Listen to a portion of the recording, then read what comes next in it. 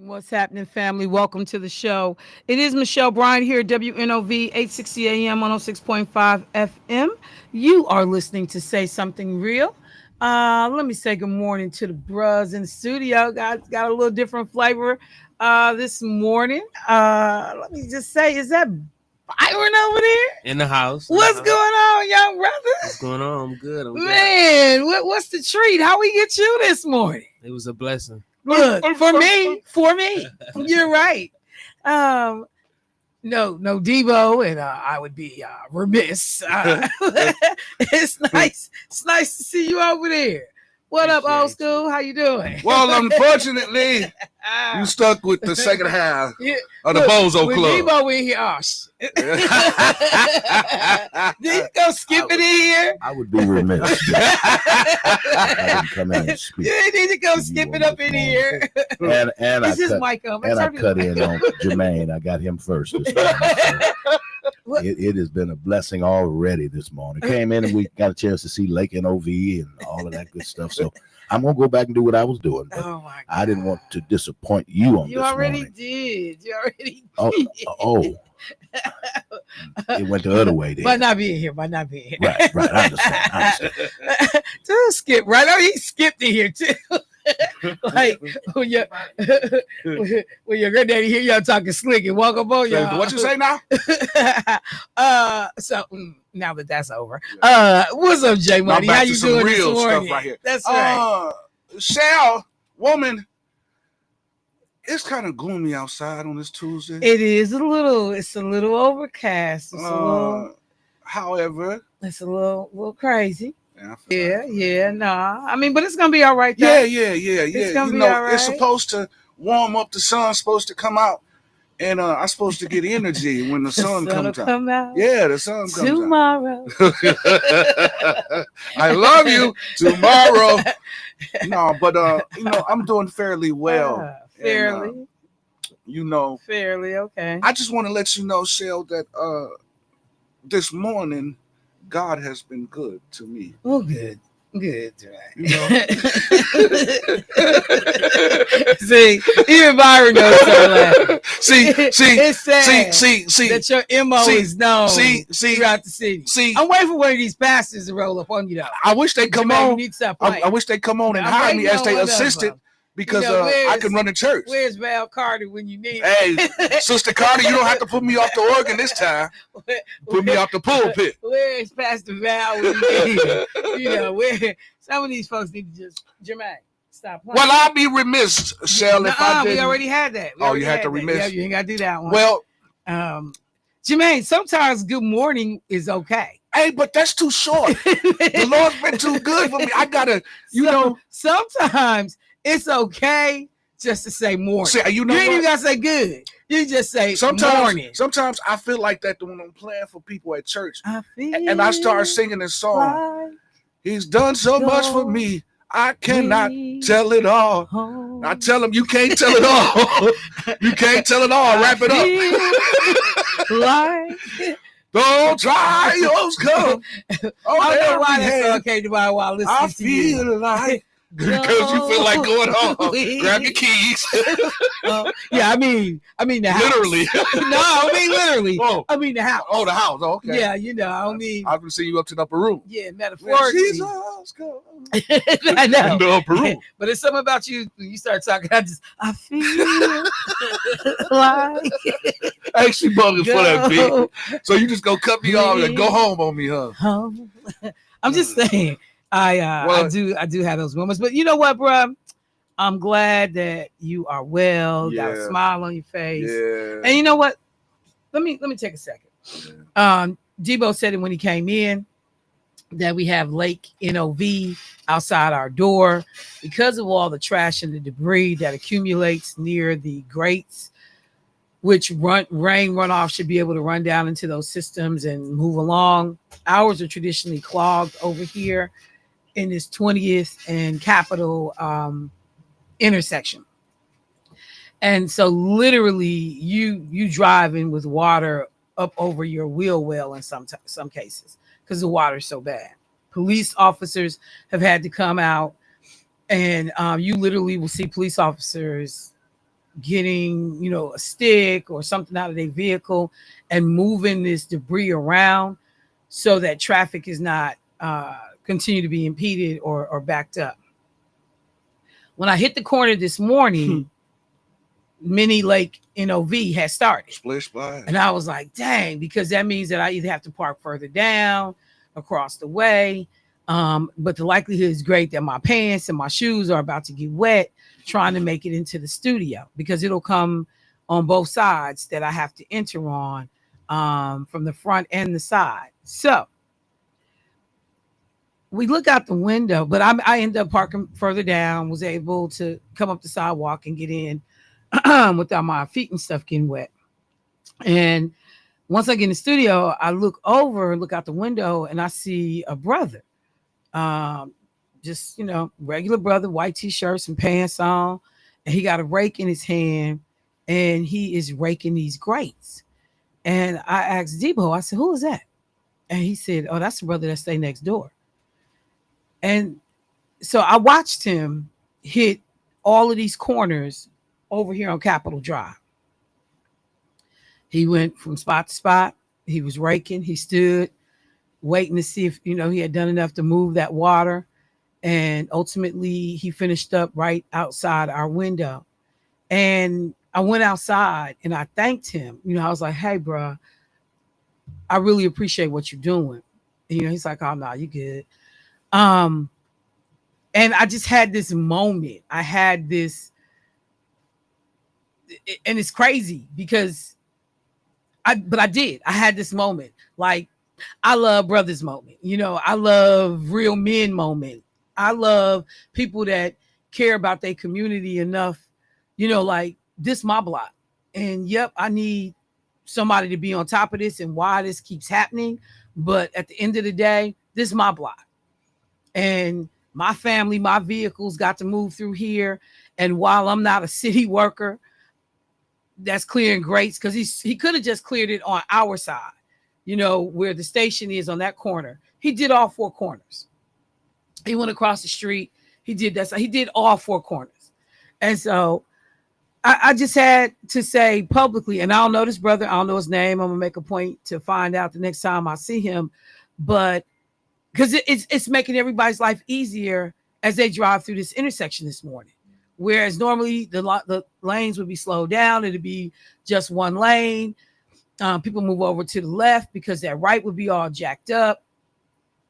Children, we got elderly people. It's an older gentleman that if he's still over here, he lives, down the street. He walks to that bus stop to go over to the Clinton Rose Center for his activity engagement, his lunch, even when it's cold. People who listen to the show have been listening for a long time. You may remember me mentioning this brother because it's been freezing some days, or the weather has been snow on the ground. And this older gentleman, well into his 80s, would be on his cane crossing that street over here by Atkinson Library trying to catch the bus. And I'm like, sir, where are you going? I'm going down to,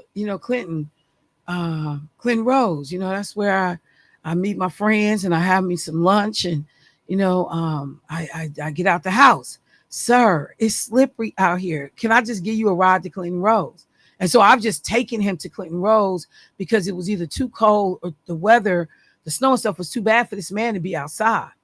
So we got young kids that need to cross this intersection. So when this brother was cleaning these grates this morning, he made it possible for all of us, for everybody else that came behind me, to be able to access the streets and get where they needed to be and safely. So kudos to this brother and to people that take it upon themselves. Like, yep, I know I could call. I could call and I could wait for help to come, but I got a couple of minutes. I know that this is a problem.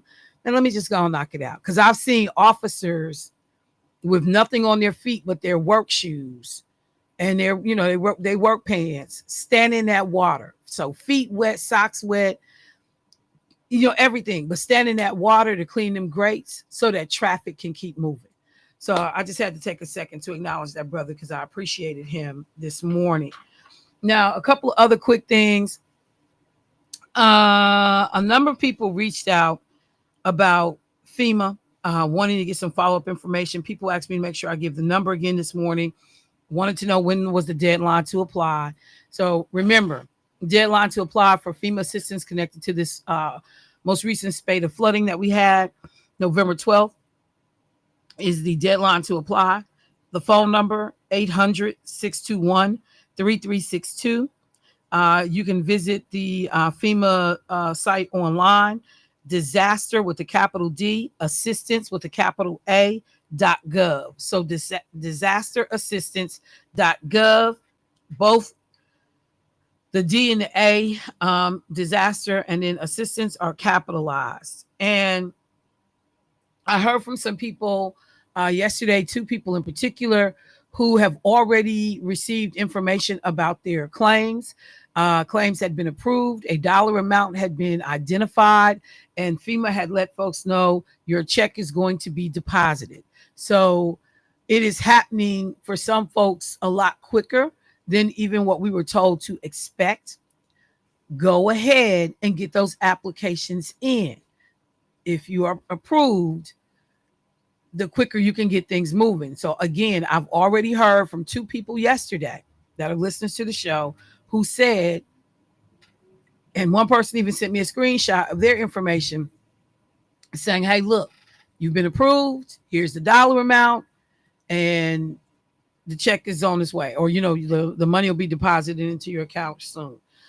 So please go ahead and follow up and make sure that you are getting that done. Excuse me. I'm gonna tell y'all right now, I'm struggling a little bit this morning. If I seem a little bit subdued, it's because I have caught a freaking cold and my throat hurts. Actually, I'm drinking coffee, but I really need to be drinking some hot tea.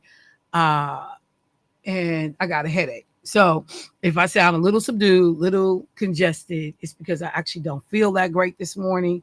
But just seeing Jermaine and Byron, a sister perks right on up. And then realizing Debo wasn't at the desk. Yeah.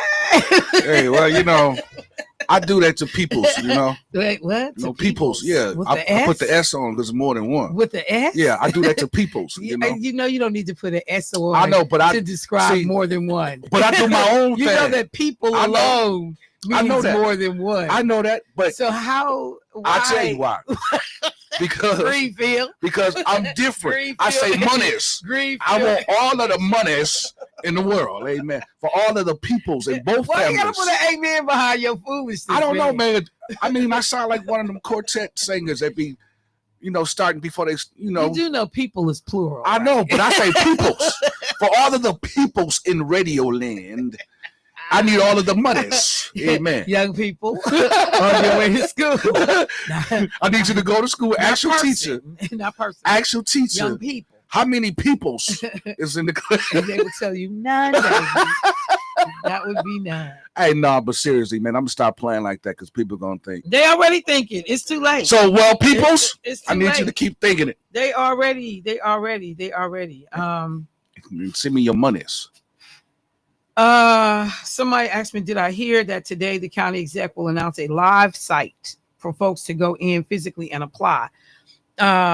Nope. Let me go look and see if I got it, because usually I see the county exec's his press releases, and so that press release, no, I don't have that, but I know that there were some people who had talked about in either West Dallas or I don't know if it was Tulsa, but one of these suburban areas, that there was a place where people could go in and get assistance filling out their application. And so some folks in our community kind of like, what's that about? And why don't we have something similar? So maybe it's in response to that. I'm not sure. But no, I don't see an announcement right now, but I will look for one and during these breaks so I can figure it out and then get that information out to the community. So thank you for flagging that. I will look for it because, yeah, some people may need help getting the application completed. All right. I was talking about young people, so let me stay there for a second. This young teenager who has now also been charged in the fatal crash that kill these 3 people. So we have, oh my God, Jesus. We have, let me see if I want to just play the story. I think I want to just play it. Hang on. And I'm sorry, I'm struggling with it a little bit because it's so ridiculous. So on Sunday, prosecutors filed homicide charges against a 17-year-old girl who admitted to running a red light during a police chase and slamming into a vehicle, killing 3 innocent people. Deshauna Eggerson, 17, faces 3 counts of reckless homicide, operating a vehicle without a license, causing death, and running from the police.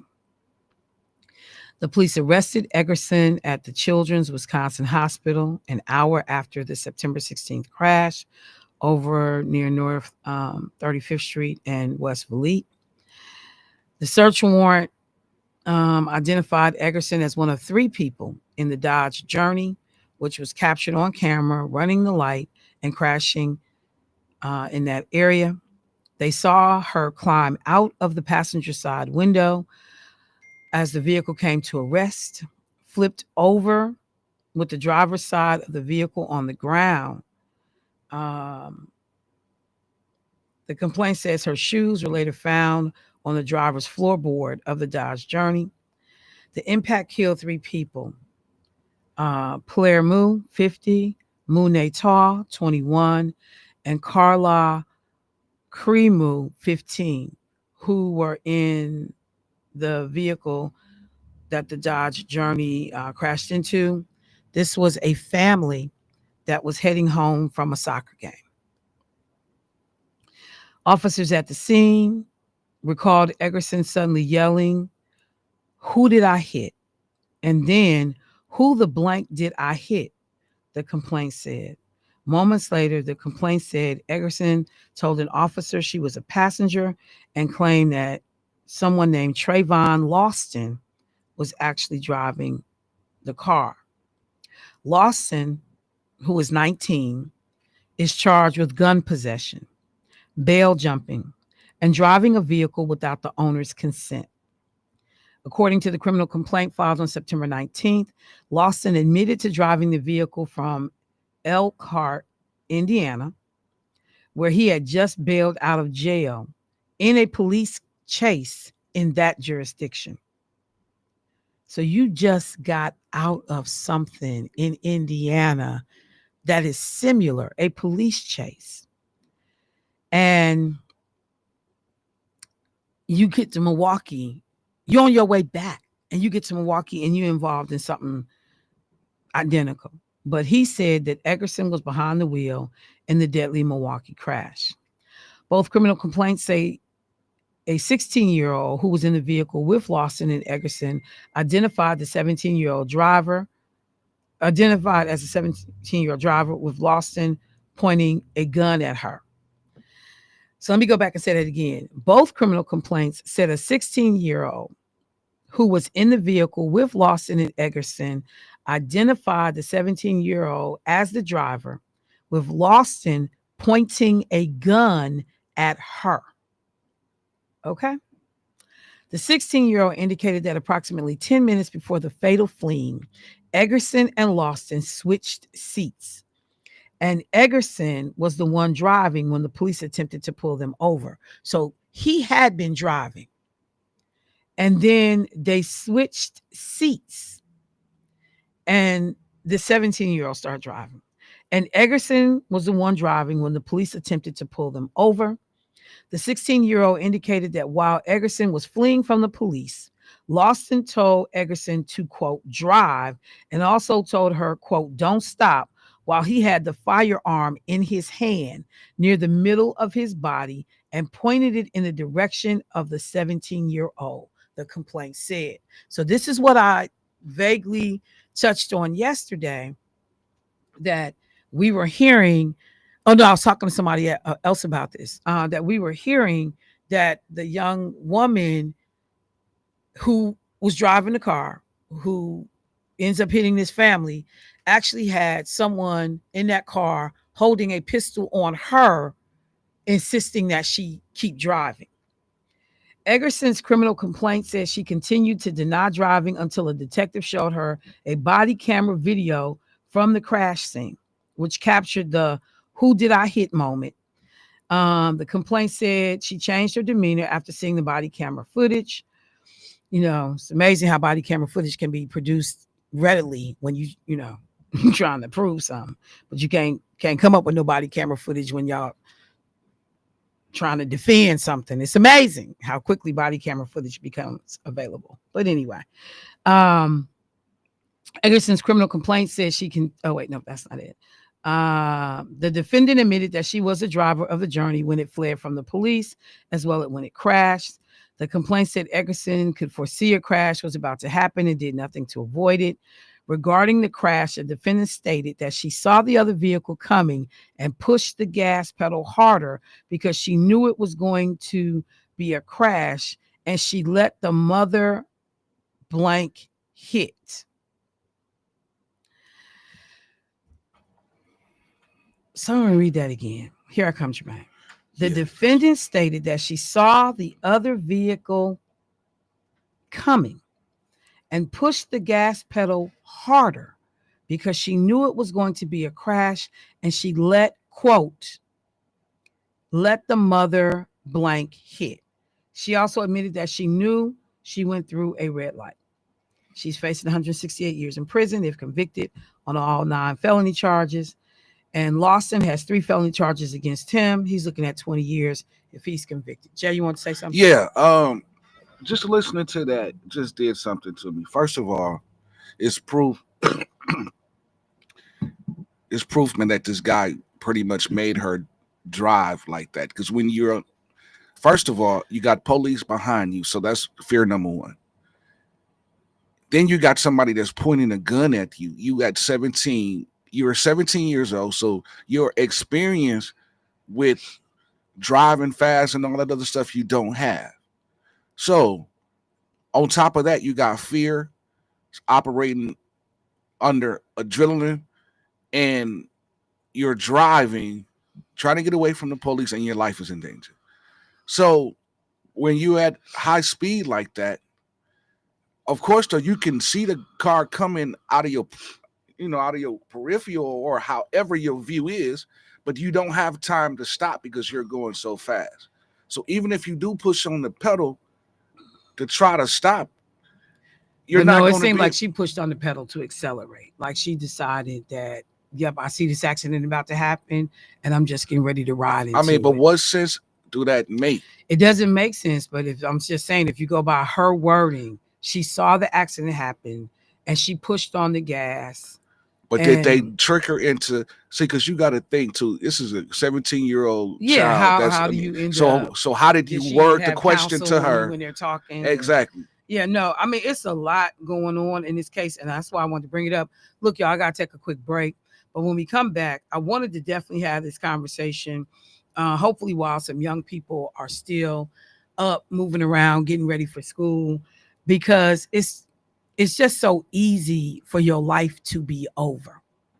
Whether you get caught up in some type of gun violence that takes your life, you are on the other side of that gun, you are in the car with people you have no business being around. And it looks like, for the most part, everybody in this car was just about under 21. I haven't gotten the information on all the other few people that are in there, but we're going to take a break. But peer pressure is something else. I get it. It's real. And some of us don't have the best situations at home, and you end up seeking friendships and acceptance wherever you can find it. But somewhere in you, you know something is wrong. What do you have to be able to walk away? What in you tells you, man, I'm way better than this moment. This cannot be my situation and my life.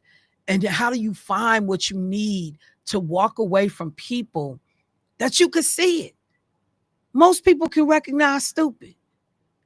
So we'll talk about it on the other side of the break. Michelle Bryant, WNOV, 868 AM 106.5 FM. Listen and say something real. Y'all will be right back.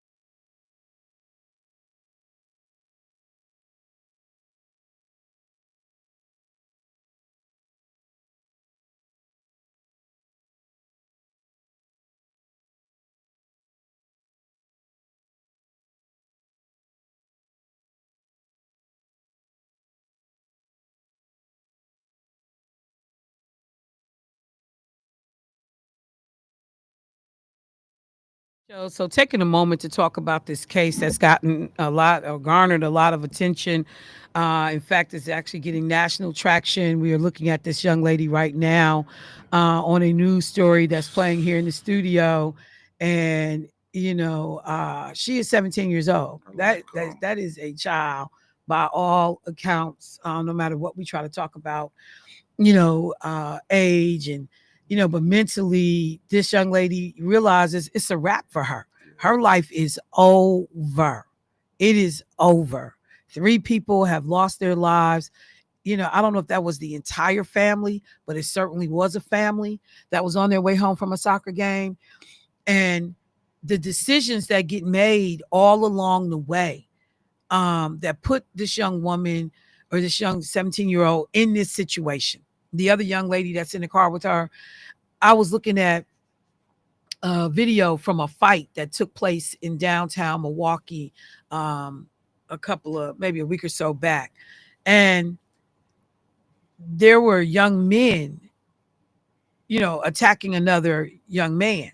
But you could see young women all in the video kicking and stomping and punching and trying to hurt this young man as well. And you just like, when did we start doing this?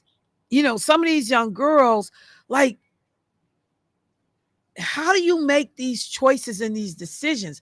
I can get to the brothers and the young men in a minute. We know that people are influenced by, again, peer pressure, love. They got a crush on somebody. You out here gonna be they ride or die. Me and my girlfriend. You're gonna do Tupac. It's just a number of ways you get caught up. But that internal thing that tells you this is bad, man, or this is not going to end well. And being able to have what you need to get yourself out of these situations, to stay away from these cats when they come up on you and they try to talk to you. What do you have to do? What do you have to do? And so I wanted to just have that conversation. I got a couple people hit me up. They said, my kids are listening as we are riding in. Parents having conversations, making sure that these children see these stories, that you see this girl, because the look on her face, like this girl, it's a wrap, baby. Your life has not even started, and it's done.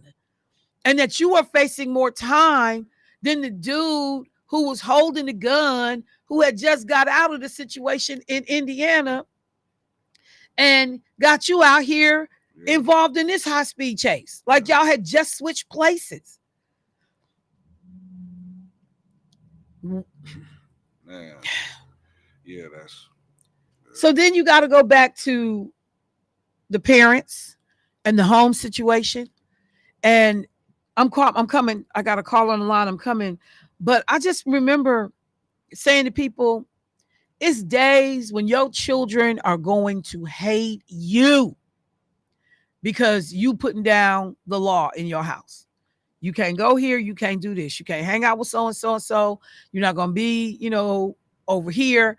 And parents that stand on that. Yeah. Yeah. But most parents want their kids to also like them. My mom, my dad, cool. Damn, we friends. And I keep telling people, man, your job is not to be your child's friend. Damn, they kicking it partner. None of that. Your job is to make sure that that child grows up to be a responsible adult. And I'm going to make sure that you get that from me. Like they said, let me teach you before you get taught by the police and the criminal justice system. Let me get my hands on you before these folks get their hands on you. Somewhere, possibly, because we do have situations where kids are given pretty much all the right things and still make bad choices. But we've got to talk to our children to ask them, what do you think about this situation? How do you think you get into those situations? Would you know how to get out of the situation? Do you feel comfortable talking to me? And if not me, do you have somebody else who you feel like you can call if something is wrong? Let me go to the phone line. Hey, caller, what's happening? Well, good morning, Miss Michelle Bryant. Hey, How are JT. you doing? I'm good. How you doing this morning? I'm doing well, thank you. And good morning to those outstanding gentlemen you have in the studio this morning. Good morning, JT. Always great to hear from you. Likewise, sir. You know, Michelle, this whole incident is so horrific and so sad that, I mean, how can you even try to comprehend it?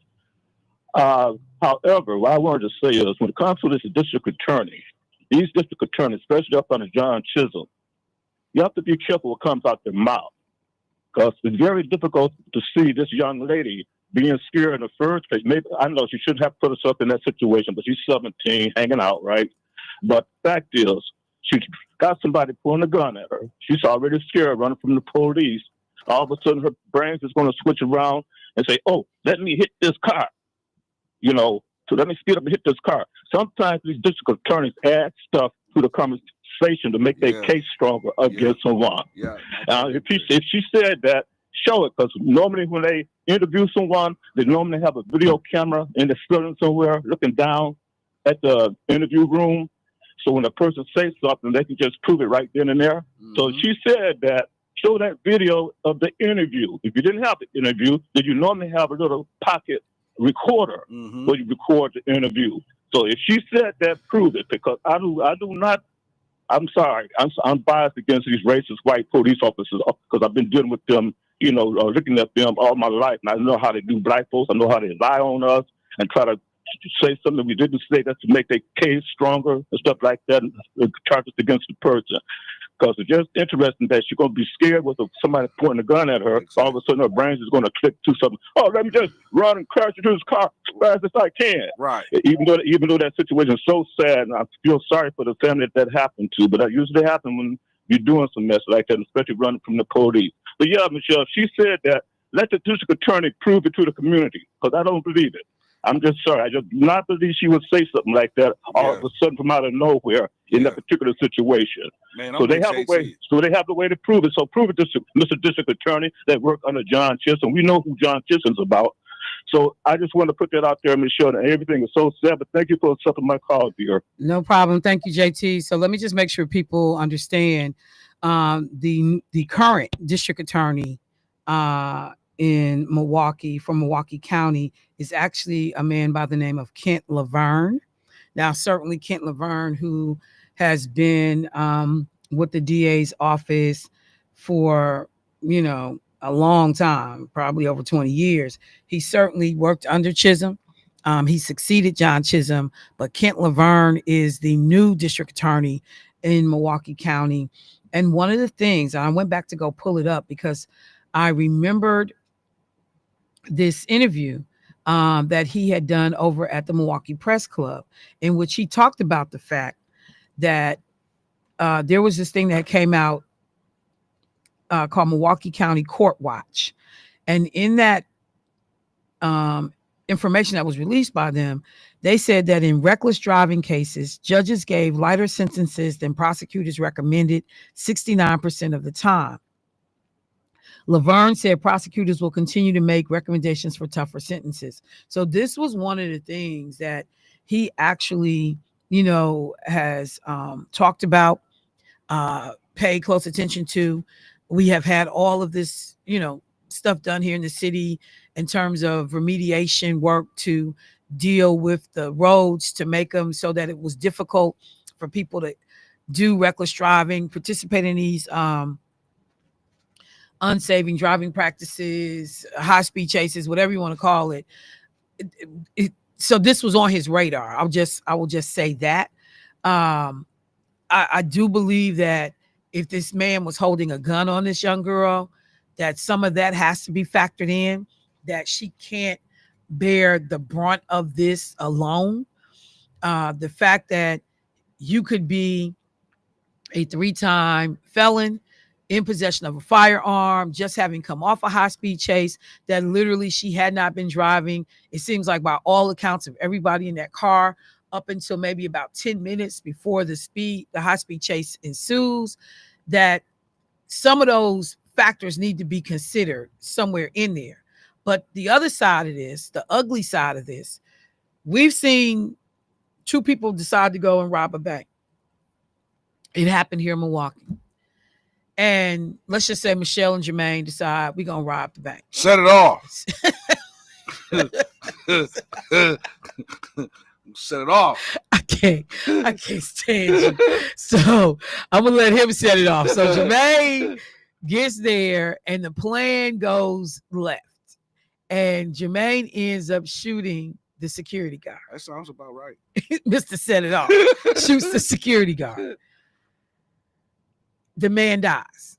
They end up catching both of us. Because I told. They charge me with murder too. And I say, hey. I just was there to get some money. We's a team. I didn't even have a firearm. We's a team. Why am I being charged with murder? Now, bank robbery, nah, you got me.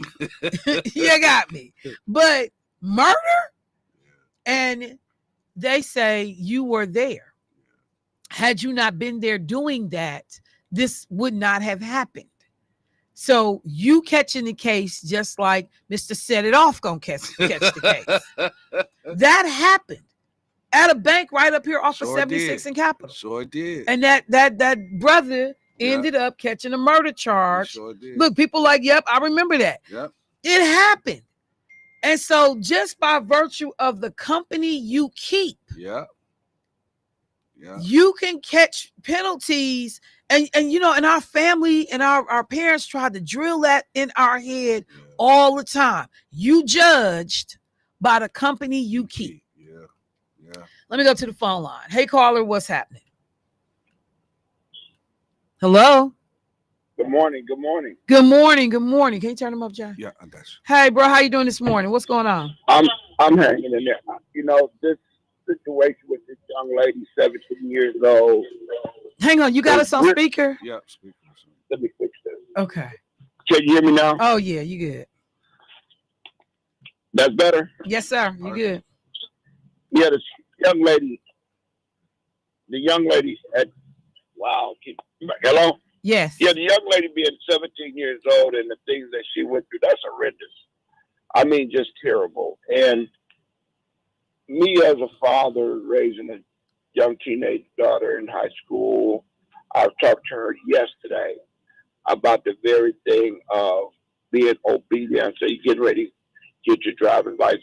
So when you take your driver's ed and all these things, and if you can't talk to me when you having a bad day or things ain't right, how you think I'm going to let you get behind the wheel or even have you on my insurance? You know, and not only that, I was a friend of mine has a gas station and I help him out a lot. And we deal with a lot of controversy around. And the other day I'm at the station and the security hasn't made it there yet. Young lady sitting on a pump, rolling her blunt up. I said, young lady, you can't sit there blocking this pump. She tells me I can do what I want to do. I said, young lady, that's not good. I said, we having problems with the Board of Zoning already about these type of things, Common Council.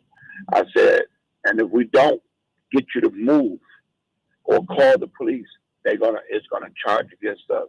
She like, and I said, okay, I take a picture of her place.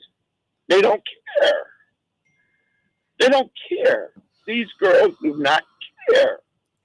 And I've been through this so many times with these young ladies. Like I said, the boys is that, you know, for some reason I'm able to connect with the young man, talk to them. They bag down, they listen. But these young ladies do not care. Can I say something? All right. Thank you. First of all, thank you, bro, for that call and that insight. You know, like I said, and that's why I mentioned the situation where this brother was being attacked in a establishment here in town, and you see the young women participating in it, and it's like we definitely are seeing that escalation in who's involved in some of this drama and this crime. And somebody said on the bus the girls are worse than the boys. Yeah, but we have to be careful with our words, because when you say, man, that these girls don't care, you are putting everybody in one bunch, which is not fair. Right. So just being careful with the words, because there are some women or girls that do care. The Unfortunately, overwhelming majority. yeah, unfortunately, you do have some that don't care. Um, and I see them, and to be honest with you, since we're just gonna have this honest conversation. Um, I used to have that same mindset, so I can kind of relate and kind of speak. When you say that same mindset, what you mean? I don't care. I'm gonna do what I want to do. I used to pull up at the gas. A matter of fact, since we talking, having a real transparency moment, I used to pull up at that gas station right there, Across the street. across the street, pull up right there at that park, go in the gas station, get my wraps, roll up, whatever I'm gonna roll up, and ride. And if somebody says something to me, who's you talking to? But that was my mind frame then. Now that I'm older, wiser, I look back at those moments and say, wow, man, that was stupid. But now when I see other young people doing the same thing I used to do, there's a way that you can approach them and talk to them. Like, you can actually make light of the situation. So you smoking early, huh? You getting high early, huh? Just to kind of break the mold. Then you can say, hey, do we trying to do A, B, and C over here? And now I understand, that you want your early morning breakfast. But, can you, it's all about the approach too. Because some people, they just waiting for you to say something so they can fire back. Right. But if you word it, I guess it's almost like the sandwich approach. With the sandwich approach, you lay it out, the good, and then you hit them with the bad, and then you come back with the good. So with situations like that, dealing with young people nowadays, because of how they're cut, you have to strategically approach these people and talk to them, because you can't just come on and be like, can you move, because such, because they don't care, because they don't own the property. They don't own that, so they don't care. They just doing whatever they need to do, and they think it's a safe space, because I used to think like that too. It's a safe space to, man, I'm on my way in traffic, or I'm about to hit it to St. Louis, and I pull over and do whatever I need to do so I can jump on the freeway. And but it's that mindset of, I'm gonna do what I want to do. But the thing, I think, and a lot of parents is, gonna struggle, and folks in the community, dealing with these kids, is understanding when that switch flipped. Yeah. That, like, okay, this ain't really, this Yeah. is not the way to handle this, Yeah. or this is not what I should be doing, or it's way more to life, or what I'm doing right now gonna Yeah. lead me someplace I don't really want to be, Yeah. in jail or dead. Yeah. And I think that's the trouble that parents have, trying to make that connect for these young people. Like, I need you to look 2-3 steps down the road. You can't do it. And I'm speaking from experience, because I come from a great household. Mom and daddy raised in church, kept us in church. Everybody was on a good path. I was the black sheep. I decided I wanted to see why was y'all telling me not to do that? Why did you tell me not to do that? I want to see why. And when I got out there to see why, I got caught up in the trade winds. So now I'm caught up going in circles, not realizing it until, again, I almost lost my life. But everybody don't have that opportunity to make that change. But this took 2 or 3 times after almost losing my life to say, hey, hold up. This ain't, like, something is off here. And this happened, to be honest with you, almost about a good 16 years ago is when my mindset changed. Because I'm like, wait a minute, hold on. Something is off. And when I sat down and looked at it, I realized that I was the common denominator in all of these equations. So I started with me, like, this is me. Like, I'm the one that's starting this stuff. But I do think, I know that there are some folks, they gotta learn. They just have to. You can't, I tell people all the time, I see what happened to other people, and I understand I don't want that smoke. I don't need them consequences. I don't want that for me. Yeah. And so that happened to someone.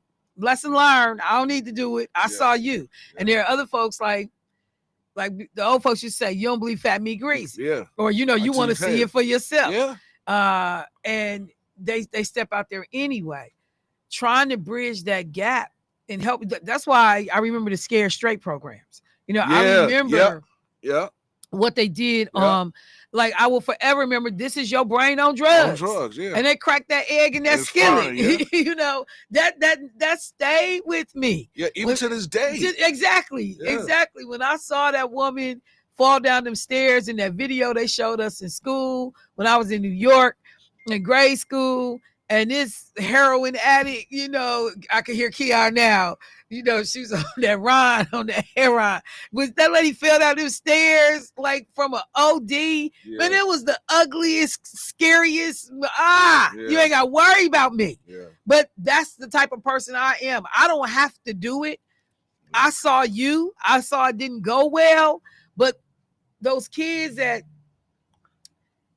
I'm experiencing. I'm experiencing for myself. I'm gonna get out here and do it myself, just to keep putting in front of them, And the other thing, not just the consequences, because that's what we will do. We will beat kids over the head with the consequences, while not offering them in a meaningful way the alternatives. But this is the thing, Shell. And again, I'm playing devil's advocate. I'm jumping back to that side. You think it won't happen to you, because that was my mind frame. Like, you see it happening around you. Oh yeah, no, I believe that. I'm cool. You're not gonna get shot. That ain't gonna happen to me. Or if I run through this like this time, ain't no car coming because it's me. Right. So that has it has been times that I'm riding up down Capitol, but this was years ago. But I still think that, like I said, in addition to just offering up this is the punitive side of the problem side of youth and behavior and making these reckless decisions, versus giving people solutions, other avenues. I had so many things going on. I didn't have time to focus on being out here on dumb stuff.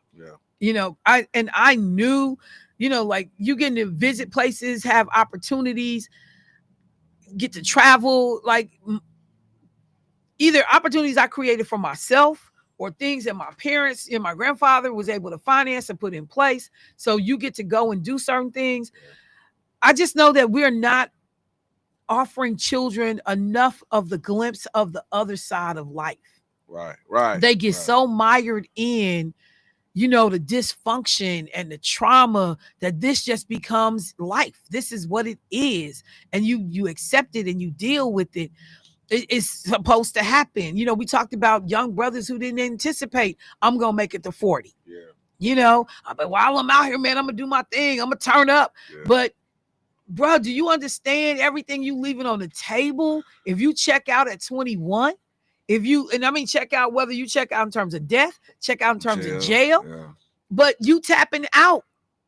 You tapping out and like you have no idea what life was, what possibilities life had for you. Listen, I was talking to this young man one time, and this really pricked my heart. Like, it pricked my heart. I was at a gas station, and I was paying for gas, and the young man walked in. He had, tattoos on his neck, on his face and stuff. So I had sparked up a conversation, just out of love. And, so when I got him to kind of smile, I asked him, I said, bro, man, what you gonna do 10, 20 years from now, man? When you ain't banging, because I used to bang too, fam. I used to bang. And this dude looked at me. It almost made me cry, Shell. And I'm a real tough guy. No, you're not, but go ahead. Okay, I do got a little wrath in me, man. I do got a little wrath. Ralph Trent is all over you, but go ahead. I do got a little RT in me, sensitivity, man. Go ahead. No, I'm feeling something right now. No, but seriously, he looked at me and said, man, I just live for today, man. I live for right now, man. I don't even know if I'm going to be here tomorrow. And I stood there for a split second and it hit me that this young man really believes he don't have a future. He really don't see that it's possible for him to even live 10, 20 years from now, let alone tomorrow. He looked at me and said, man, I live for right now. I live for today. And he kind of smiled, and I shook his hand and smiled back. But I held his hand and I said, man, there's more to life than banging, bro. He looked at me. He was like, all right, OG. And walked out. Getting them to understand it's more than life than today. Man. Life can look very different from whatever this Man. is you're doing right now. Man, I'm a living witness. And being able to expose people. So of course, you know, I don't have the answers to this, but I know we got to have these conversations. I know we got to stay at these children and these young people to get them thinking, you know, because even though that question that, you know, people used to ask all little kids, what you want to be when you grow up? Yeah. And I'm a firefighter, I'll be a pilot, blah, blah, blah. And people are like, well, that's good. You follow that dream, but you don't tell nobody how to get there. Yeah. Yeah. You know, I don't like, I remember my son said, I want to be an astronaut. All the boys wanted to be astronauts, you know, at least back in the day. And he said he wanted to be an astronaut. I sent him to NASA space camp. But look at go down to Alabama. Yeah. You're going to stay on at NASA's grounds for a whole week. You're going to see what they talk about that they do for astronauts. My son called me 3 days into the camp. He said, yeah, I'm good. Nah, this ain't. So how do you feel? So how do you feel about, because I know a lot of young men and they want to play sports, but you hear in school, you hear from a lot of adults, well, one and such only make it to the NBA and you ain't gonna make it and such. So if that's that young man's dream or that young lady's dream, you're killing a dream. You're killing that seed in the beginning stages. Yeah, you don't tell them, no, you're not going to be X, Y, and Z. Because I think and I've had this conversation with many young kids, you know, that because I used to work in youth services and stuff. So, excuse me, but just kids I know. And I'm like, hey, okay, you want to be an athlete, but I need you to have a plan B. Yeah, yeah. And in addition to, because there's nothing that says you won't be that athlete. That part. But the shelf life on an athlete, particularly depending on the sport. Yeah. So you can still be a relatively young man or woman when you come out of the game. Yeah. Then what? Yeah. You can be, you know, a doctor and be a football player. Yeah. You know, you can be an engineer and be this. Yeah. So use all your talents, not just one. And then you getting that free ride in terms of the education piece, man, grab that. Right. Make sure you got that bachelor's degree when you come up out of there or you finish it or whatever.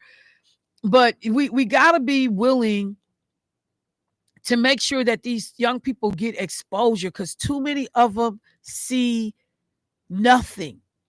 They don't understand. I text somebody last night asking them a question. And this morning I woke up around 2:30 because, again, it's cold, whooping my behind. I wake up at 2:30 and I see I had a message. I looked at my phone and they was like, yeah, fam, I'm in France right now. And then I'm on my way to Kenya. But I'll be back next week and I'll let you when I get back. And it's just like I had this moment where I couldn't do nothing but start smiling. You know, first of all, just technology being what it is. I'm like, I sent you a text message, but yeah, we in France right now. Well, you go head on with your bad self. And we'll hit you up when we get back to town. They have no idea what's out there. That's why what Terrence Ray and them and them brothers did, taking them black boys on college tours around the country, what Lakeisha does, you know, making sure, and she does this on her own. There, in terms of, you know, we find support to be able to help pay for these kids to go where parents don't always have the money to take care of the whole trip. But just on her own, she was like, these kids need to go and see what's out there.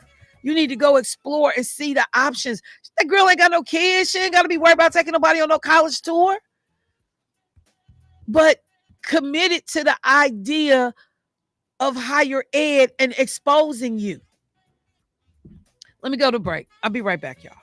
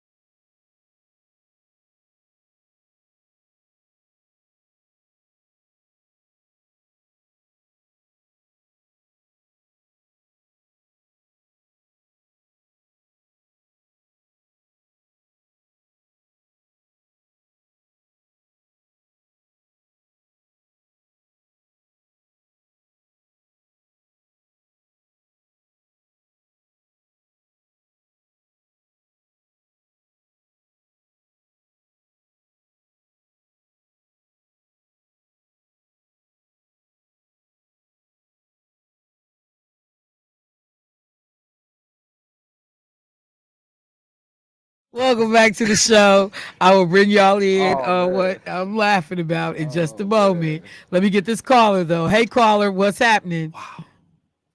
Yes, I was wondering, at what point in time did this young lady get with that man?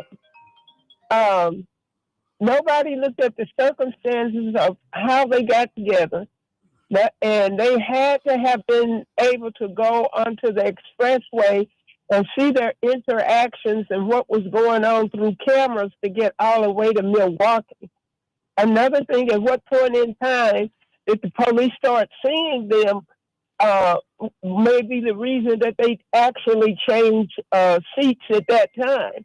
And the young lady may have been afraid when he had the gun on her. And the reason she was saying, well, she was going to have the accident because at least she knew that would stop the situation, not realizing that people were going to be killed. So it's a whole story out there that is not being brought out about this young lady and what the real circumstances were. Absolutely. No, there are a number of people. I had someone else that hit me up, and thank you for raising those concerns and the call. Someone else said, when the first report came out, it was completely a different interview. Those cops who wrote that report was wrong when it came out to be a completely different version. Someone needs to ask the hard questions as to why it took 4 days to change it. They said the 19-year-old killed those people and he was driving the car. And this was reported for 4 days on all the media outlets, that he was driving the car. And then, so, yeah, people talked about there have just been varying versions. So it's like people are so quick to try to get the story out and, rush and get this report completed, but more in-depth questions should have definitely been asked. So I certainly agree with you that there are extenuating circumstances that we need to get to the bottom of. Yes. Yes, ma'am. Thank you so much Yeah. for the call. And y'all need to have had some tickets to Patti LaBelle so some old people could have went free.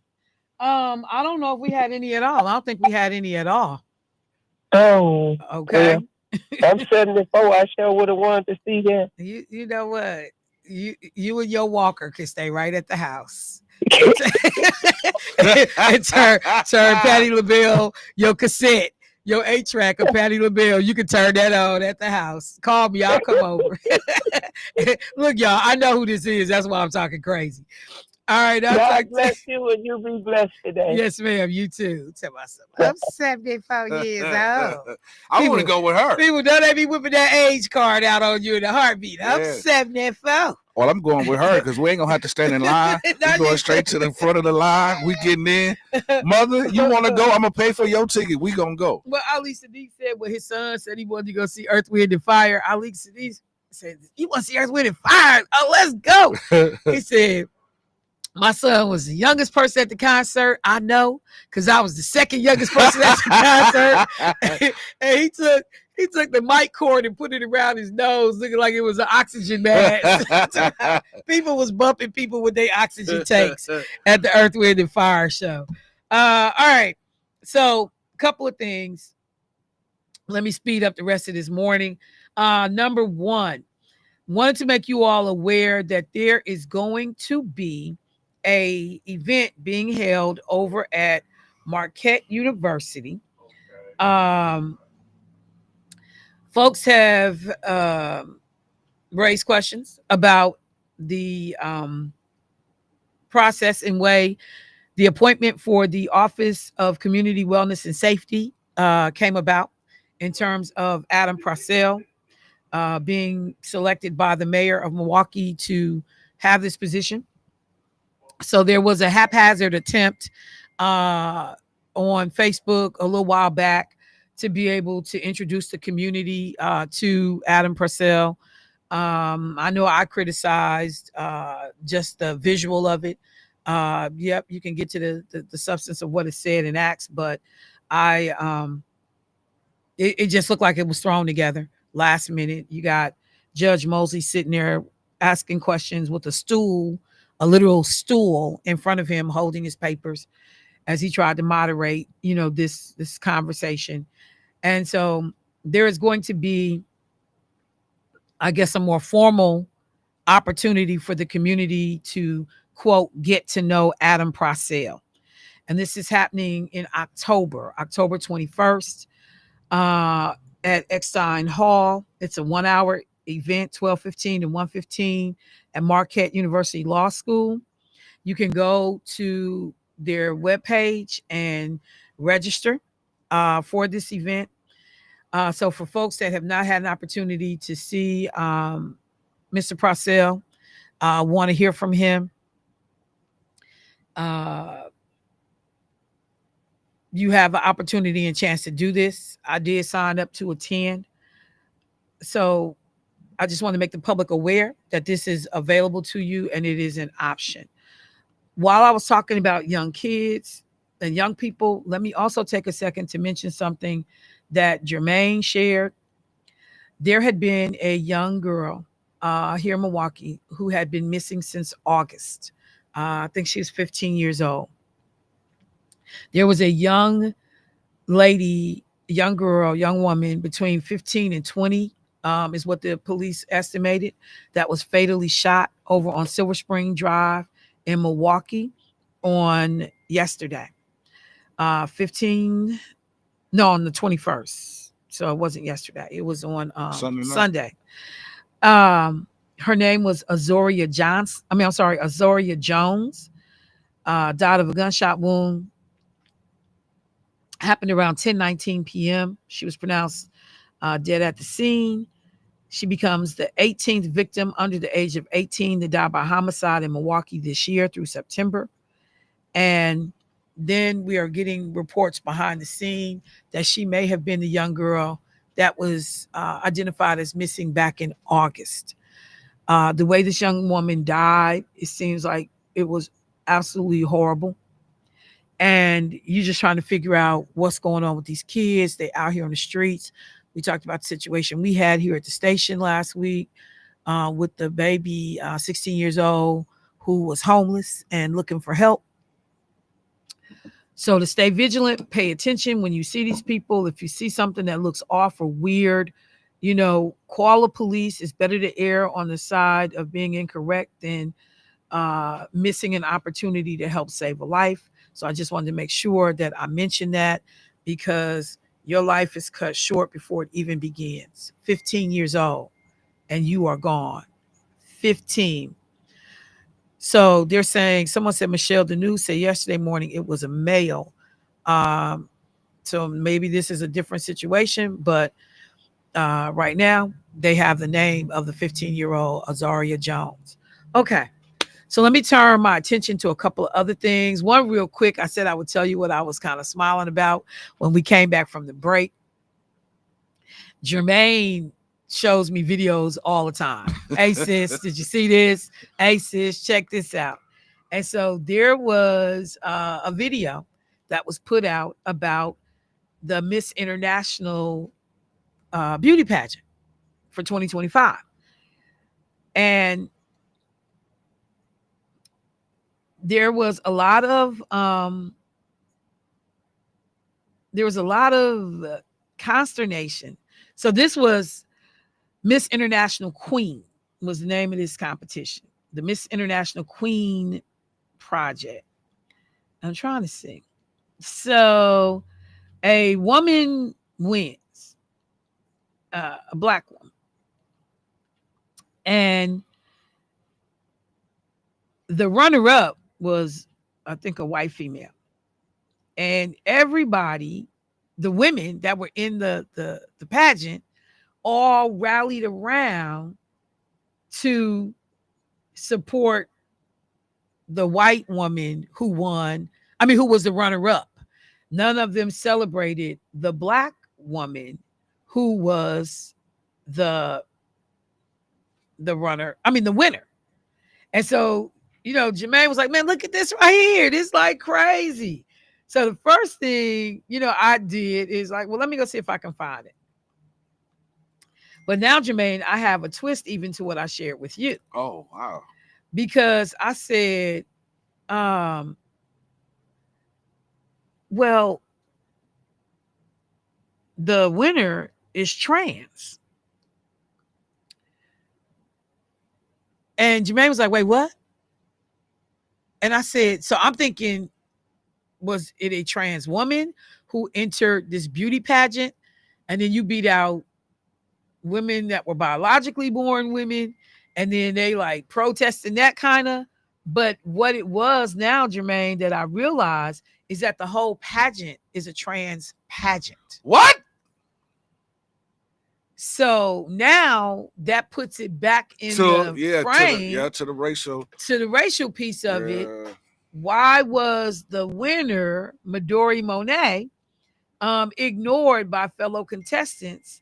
And they all gathered around the runner-up and jumped and cheered and yayed. And the person who actually won, the Black woman, who was representing the U.S., because this is an international pageant. So the person that was representing the U.S., she was left to celebrate her win alone, as the contestants ran up to console the runner-up from Cuba, Miss Cuba. She can be seen standing by herself as they cheer and dance off to the side without her. The moment was seen by many as racially charged, with some viewers claiming that the other contestants were racist for not embracing her. After she solidified second place, Miss Cuba, Olivia Lauren, was asked in an onstage interview for her thoughts on getting first runner-up, and expressed her disappointment about being passed over during a year when the theme was Beyond Beauty, Open Possibilities. And she said, throughout the competition, I've been bullied. I have been told I look like a man. I've been pushed. I've been thrown, had rocks thrown at me. It's a bit awkward. In response to being asked for her sentiments about the new winner, she added, I think the organization is going to have a lot of work to do if that's what they choose, but I'm so confused because this was Beyond Beauty. So yeah, I don't know. But it just turned into a whole thing. But to be able to see this woman, because so that was the thing. I just want to make sure that I told Jermaine, it wasn't just that the winner was trans. The whole pageant is an international beauty pageant for trans people. So that there's that. Wow. There's that, Jermaine. Wow. I tell people all the time, when you see these stories, before we take them and run, we gotta slow down and get the backstory so that we understand what's happening. And speaking of stories and what's happening, a lot of people are going to be glued to their televisions tonight because Jimmy Kimmel is returning to the airwaves. Jimmy Kimmel is returning to the airwaves. So you remember why are you laughing at? Because I'm going to make sure I watch, because I know that orange guy is on fire. One, two, Disney did that because of the $8 billion that they lost thus far. And I'm glad you mentioned that, because that, and I had the number reported at 5 billion. So I don't know if it's 8 or 5, but when I looked at, I love to get my news from Al Jazeera, because lately that's the only people I trust half the time with some of this information. But so just so people understand, like, what is Jermaine talking about? Where the money piece come in at? We know Jimmy Kimmel's show got pulled off air just hours before he was set to go on, in backlash to some comments that he made about the killer of Charlie Kirk. And so some local affiliates, wanted, they didn't want to air the show that night. And ABC acquiesced and they pulled Kimmel off the air. So he is returning after being gone for a week. And ABC faced crazy backlash. The former president of Disney comes out, Michael Eisner. He gets at basically, the guy who replaced him at Disney, like, y'all better get a backbone and figure out how to stand up to people, because this is the media. And you are not supposed to be controlled by political ideology in terms of these folks abusing the authority that they have in these regulatory agencies to come after these TV stations. So ABC also saw $5 billion in stock market value be wiped out in terms of Disney. They lost $5 billion in stock market value. Disney owns ABC, and they said in a statement on Monday that the show had been indefinitely pulled to avoid escalating tensions during a quote emotional moment for our country. It was only an emotional moment for half of the country. It wasn't the whole country wasn't emotionally torn up. It was not. The statement added further, we have spent the last days having thoughtful conversations with Jimmy, and after those conversations, we reached a decision to return the show on Tuesday. Experts say Disney's decision to bring Kimmel's show back on the air was probably motivated by business interests, since many consumers were ending their subscription to Disney streaming services. What we say all the time? Yeah. Hit them in that pocket. Yeah. Hit them in the pocket. I mean, we really got more power than we really think. And that's why they don't want us to ever come together, because if we come together, then we can bring down the whole hit them structure. in their pocket. Yeah. That's how we were able to push the needle when we think about the Montgomery bus boycott, when we think about what we did in relationship to South Africa and apartheid. Hit them in their pocket. Because money is only one color, and that's green. So money don't care if you red, black, white, or green. And when you start taking it away and affecting the big wigs' pockets, that's when they'll look at the situation and decide, well, maybe this is not best for the company. Yeah, because you canceling Hulu, anything Disney had their hand on, people was canceling. Yeah. And to my point about football, but that's okay. I ain't gonna bring it up right now. So consumers were exercising their own, I see it, First Amendment rights and ending their subscriptions to the company streaming services. Is what folks were saying. So Kimmel will be back on. Now, some of these local affiliates that are owned by this conservative company, Sinclair, they own a lot of the ABC local affiliates. So they're saying they're not going to show Jimmy Kimmel. These are people in red-leaning cities, red meaning Republican controlled company, conservative company, and we're not bringing Kimmel back on. And this is the thing, this business. And when you start trying to use your political beliefs to run your business, unless you're Turning Point USA, you're going to have a problem. Because I don't watch Fox News, I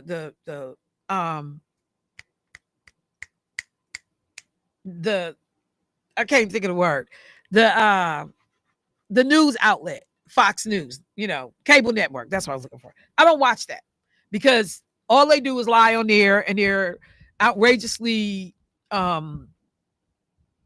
awful in the things that they say. I just don't have time for that. I got enough going on in my life. I don't need to intentionally watch stuff that's gonna make me, lose my mind and my blood pressure go skyrocketing. I just don't. Y'all watch it. Y'all tell me about it. I'll go back and pull something if I need to, but I don't watch it. But you're doing business. You're doing business, and the same way people hit up Disney stock and hit up subscriptions and started canceling stuff, they can do that to those local affiliates back in these communities where these conservatives, this Sinclair group, owns these local stations. You can literally, because think about it, ABC is a more general, progressive leaning type of format anyway. You want to hear like a lot of that Republican, whatever, you go to Fox. And not even necessarily Fox local affiliates, but you go to Fox cable network. So just so we understand, he will be back on, but he will not be back on in about 30 markets because it's controlled by conservative Republicans. So they are now taking TV in this standpoint and trying to censor what their viewers get in those communities. There will be some viewers of ABC local affiliates who say, wait a minute, this is a free country. You don't get to decide what comes on television based on your political ideology when you're running a network television station in a local community. Because now this feels like Russia, state-run media. Now this feels like China. You're restricting what I can see. China restricts what they folks can see on the internet. You restricting what sites I can visit. So hopefully there will even be Republicans in these red states who say, wait a minute now, damn it. You don't get to screen for me what I watch on TV.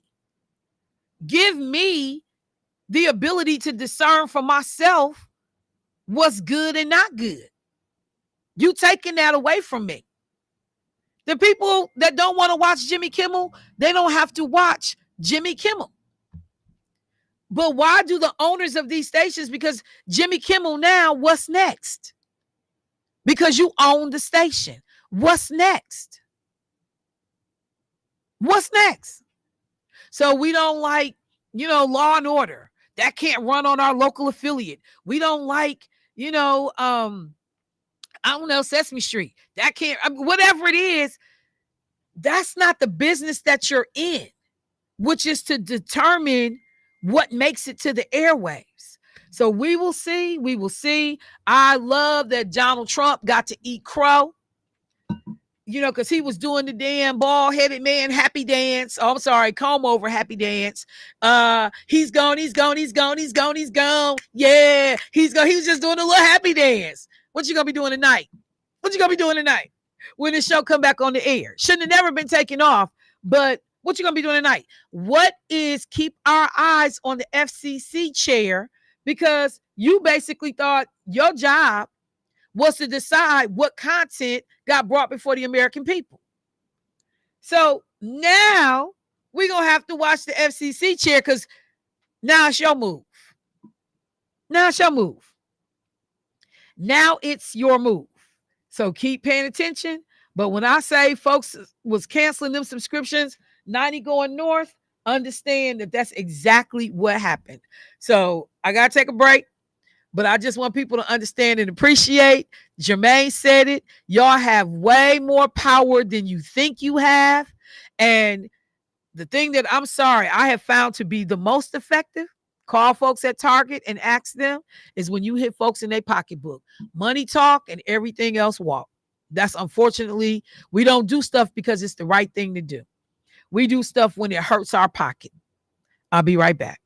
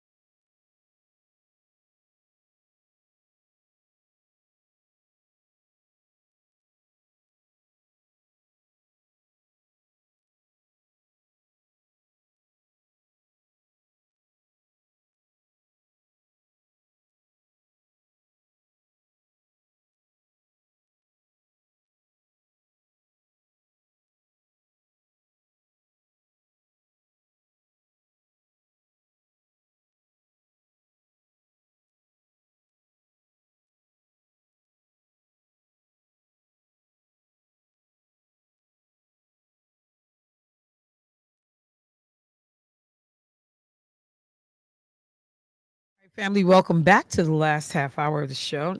This is an early day for me. We got a caller that called in, so let me, and when I say early day, means I'll end the show a couple minutes early today. Got a caller though. Let's get them in right away. Hey, caller, what's happening? Hey, Miss Michelle, how are you? I'm good. How are you today? That's good. McMurtry here. I don't know if you spoke on this morning. You know, Kendall coming back on tonight. Yeah, I just got done talking about it. Oh, did you? Yeah. I was with a patient. I couldn't get a chance. But anyway, so I wanted to tell you or talk to you real briefly here. You know, there's been in the country, and I think I forgot the network. I think it was like Sun Magazine or Time or something.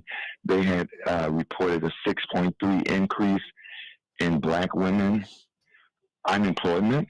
Yes. So this is my train of thought. Sisters being the backbone of this country, long time. No question about that. And it's been an all-out attack on Black women. You see how they attacked the sister out there with the federal governor of the federal. the federal prosecutor who prosecuted actually Trump. Oh, you're talking about the state attorney general, Letitia James. Exactly. In New York, yes.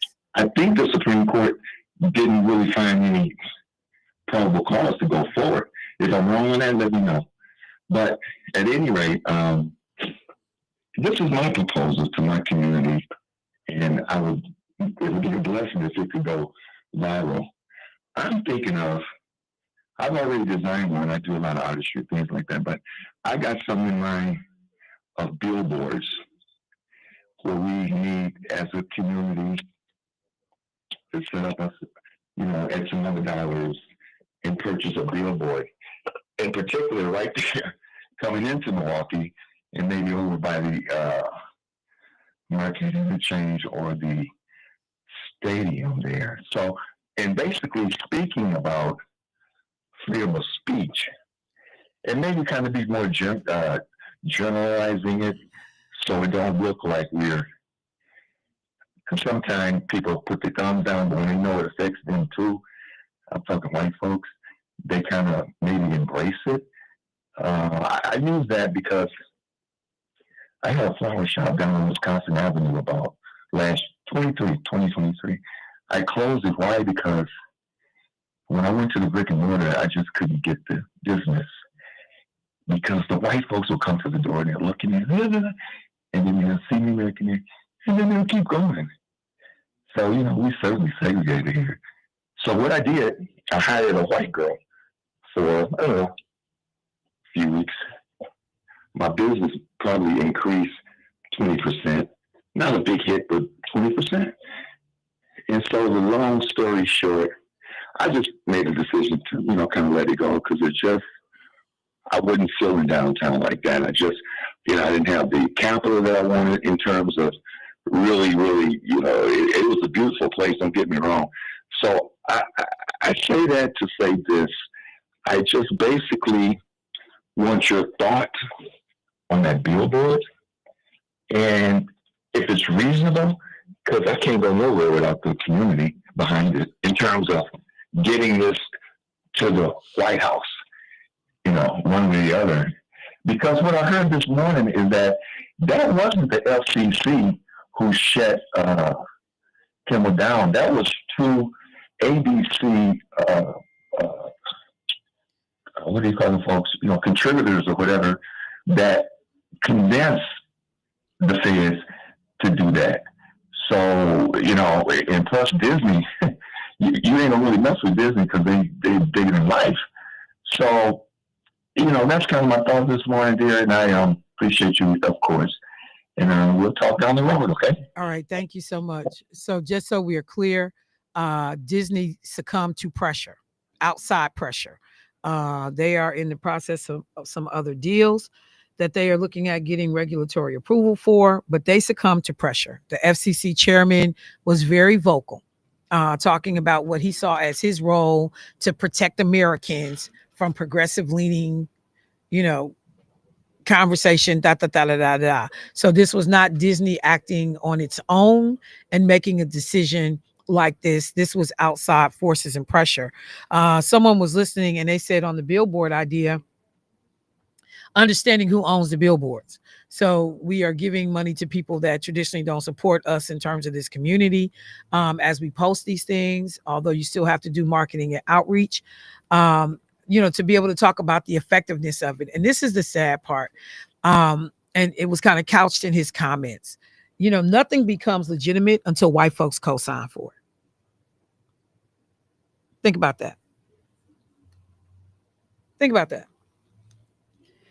We got to make it white people friendly before we can get traction, because Black voices being elevated and uplifted are not enough. I'm just going to leave that right there. I'll come back to it tomorrow when I got more time. Let me say this. I talked about yesterday that there was going to be a press conference held by Donald Trump in which they were going to be making some major announcements, which we had already kind of been given a heads up that it was going to be connected to autism, that Donald Trump and the non-serious people that he had standing around him in relationship to medical health care came out yesterday and held this press conference in which they told parents and pregnant women not to take Tylenol. Donald Trump told pregnant women that they could help keep their children safe from autism by not taking the drug whenever they could avoid it. Quote, he told these pregnant women to fight like hell. This is the most ignorant, Jesus Christ. He advised parents not to give Tylenol to their young children. He denounced giving the hepatitis B vaccine to infants and suggested that parents space out their children's immunization schedule. Quote, they pump so much stuff into those beautiful little babies. It's a disgrace, he said. He declared that children ideally should be given the measles, mumps, and rubella vaccines separately, though such individual shots are not available in the U.S. Quote, this is based on what I feel, the president said. Who is Jesus Christ?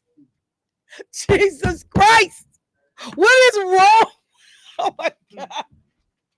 Oh my God. I'm about to bust a vein. Oh my God. I miss Barack Obama. Hell, I miss George Bush. When I tell you, this man is so freaking unqualified and incompetent, and you literally are talking about what you feel.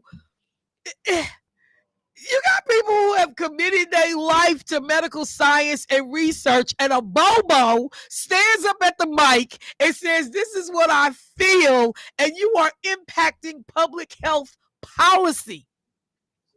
And there are Republicans who know that this mess is unsafe, that this information that's being told to people. You have stacked these health boards with people that are vax deniers, you using information that has not been properly vetted. It has been refuted in scientific circles. You have no proof of any of this, Jesus, from credible sources. And you sitting up here telling these people, this is what you feel. And you, who ain't never been pregnant, not nary nay damn day in your life, go tell women, fight like hell. Just fight it out. Man, I can't take it. Jesus, I'm having a nervous breakdown. I cannot take it. I go back and look at pictures of Barack Obama and I listen to his little speeches. I watch him conduct business in the White House. I go back through the official White House photo album, and you long for the day when sanity was in the White House. Because right now, this man and Robert Kennedy Jr. and the stooges that they have put around them, they gonna kill people in this country, man. You got Donald Trump don't know what Barron Trump even had by way of immunizations and a schedule. He don't know none of that. This man don't even act like he nobody. Oh my gosh. Okay. Okay. Breathe, Michelle. Breathe. Just let me get this last caller before I go. Okay. Oh, that's what's called. Okay. All right. So I don't have to get them. Y'all, I'm just gonna say this. Tylenol right now, per the experts, because I'm not one, but per the experts, has acetaminophen has been proven to be one of the safest things that people can take to manage pain during pregnancies. And there is no concrete evidence in all these years of study and research that links Tylenol and the use of acetaminophen to autism. Now, I just want to be trust the doctors that you have relationships with for guidance. Do not listen to these people because they are a bunch of idiots. They are literally a bunch of idiots.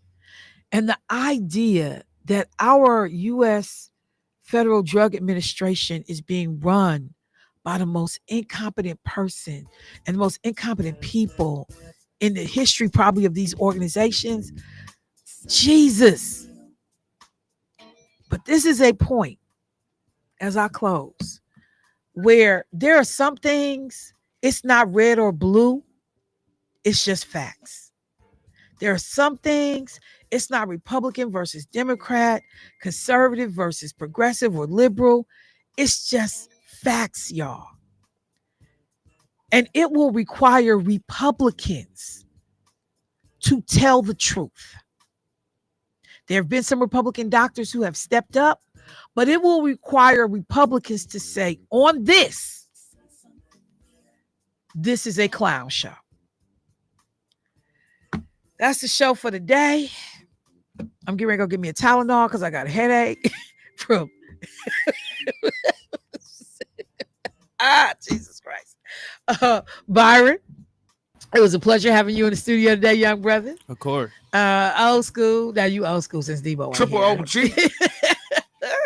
J Money, appreciate you. Indeed. And family, I'll talk to y'all tomorrow. Peace.